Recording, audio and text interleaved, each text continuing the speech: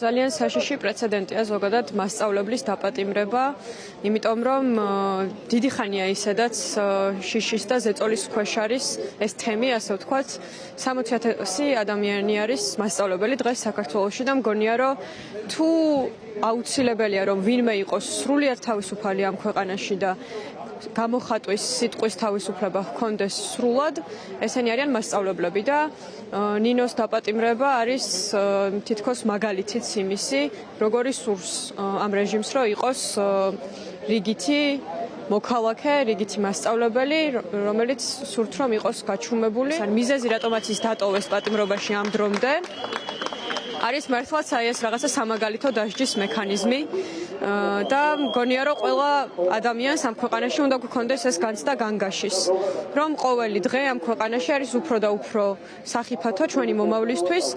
და ამ დროში სოლიდარობა და თანადგომა არის უმნიშვნელოვანესი და ესაც ერთ-ერთი აქტია ამ თანადგომის, რომ მასწავლებლები გავუერთიანდეთ და თანაგზნობა ვაგზნობინოთ ნინოს საკანში. ჯერ აბსოლუტურად უკანონო პატიმარია, რა თქმა უნდა, ხო? მას ეცნენ ეს გავეშებული მანდატურები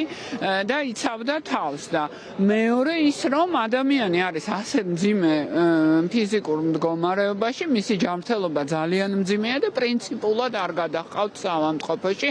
მე ვფიქრობ, რომ ეს არის მართლა რაღაცა აი განსაკუთრებული შურისძიება მისდამი, როგორც კარგი მოქალაქისადმი, როგორც სამოქალაქო განათლების მასწავლებლისადმი და როგორც ქალისადმი, იმიტომ რომ აი ასეთი რეჟიმები ზუსტად თუნდაც ქალებს განსაკუთრებულად ებრძვიან, ალბათ იმიტომ რომ ხედავენ საშიშ ძალას.